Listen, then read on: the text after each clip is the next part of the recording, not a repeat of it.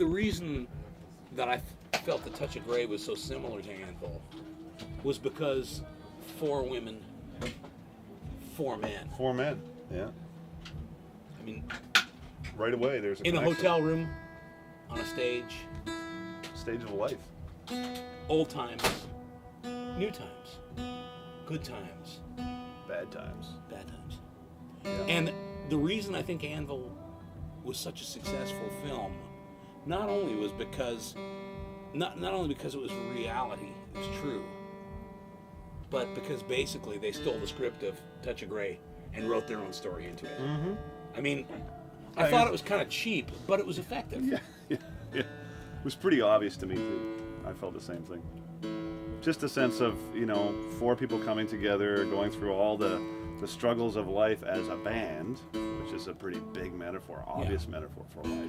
The Anvil guys could have had the duct tape first. I'm surprised that they're not getting sued.